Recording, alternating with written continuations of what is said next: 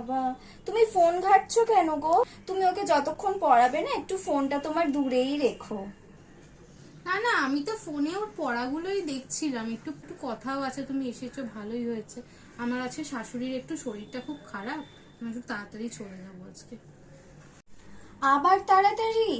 এই তো তুমি আগের সপ্তাহে একটা কামাই করলে গো। পড়াও তো ওই 2 ঘন্টা, তার মধ্যেও তুমি যদি তাড়াতাড়ি চলে যাবে বলো, বাচ্চাটা তো আর বাড়িতে একদম পড়তে চায় না।